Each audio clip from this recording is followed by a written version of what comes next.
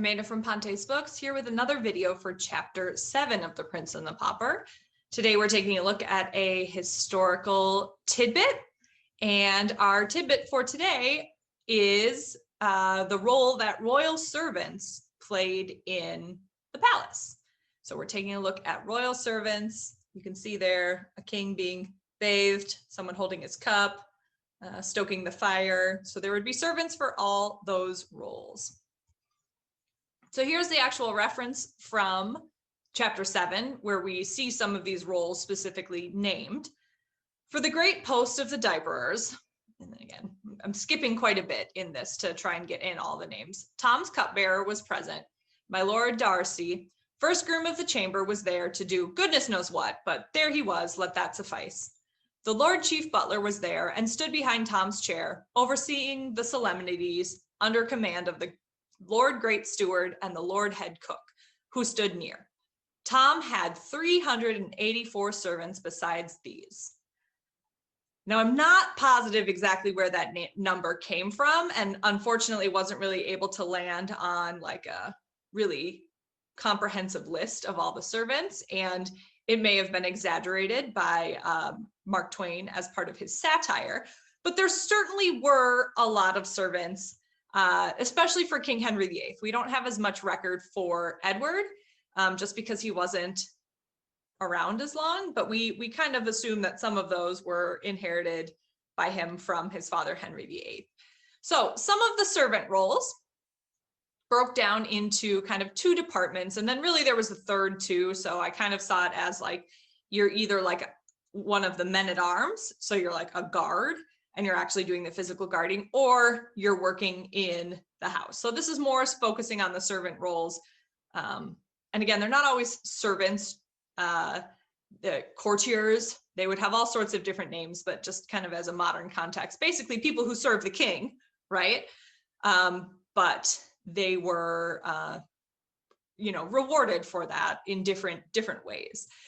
So basically there were two main departments that controlled most of the palace operations. So there was kind of the Lord Chamberlain's department. So they took care of most of the staterooms, where important people would gather and discuss business. So like the rooms of the palace, like the important rooms. And then the Lord Steward's department, which was more of the below stairs areas, like the kitchens.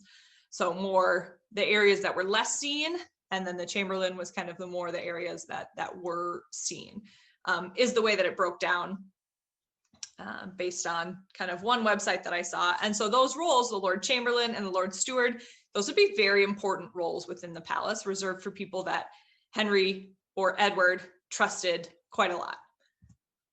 So if we're looking at some of the roles that fall under the Chamberlain's control, like a laundress, ensuring the clothes, sheets, towels, and tablecloths were clean to put into those rooms. We had chambermaids who tidied up and made the rooms ready, helped to prepare the fires. And in the earlier days, they helped to empty chamber pots. But I don't think those were as widely used in like Henry and Edward's time. I think they had kind of privies that were set up for that. Then we have the groom of the chamber. So that's one of the roles that was mentioned in the quote from the story. So they helped to put on the outer clothes. But a lot of times these roles would be just kind of like the king's friends that he would give them, but they would help him put on his outer clothes as well. And then the groom of the stool, which is always an interesting one. That was kind of the most intimate job that somebody could have. It helped the king actually use the toilet. So that person would have to be very, very well trusted by the king to get that position. Then looking kind of more at the kitchen side of things. So we obviously had a cook. So they're in charge of kind of running the kitchens and prepping the food. And we would have multiple cooks. So we would have cooks kind of underneath them as well. There would be servers and butlers. There were cupbearers, who specifically were the ones that kind of presented the cups to the royals so they could drink and then took them back.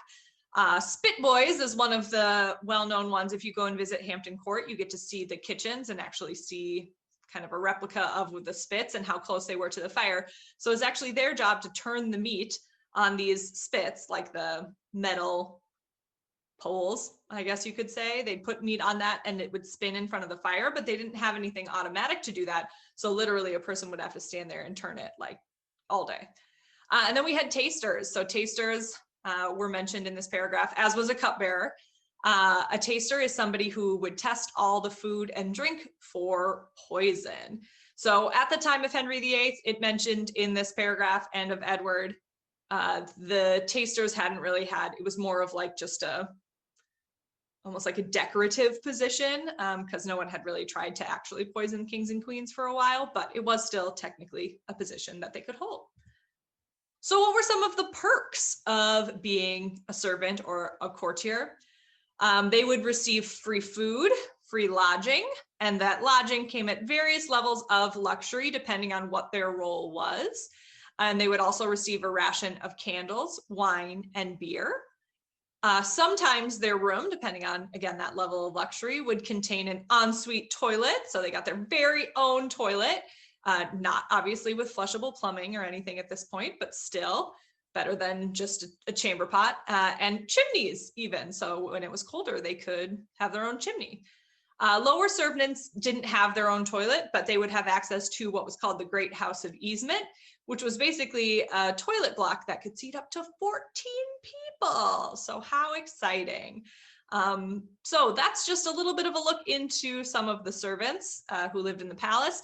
In The Prince and the Pauper, you see all sorts of titles that are thrown out there. And again, Mark Twain is a little bit exaggerating the roles of some of the servants, but there still were, you know, comparatively to how we live our lives now, quite a lot. So hopefully you learned something new. Have a good rest of your day.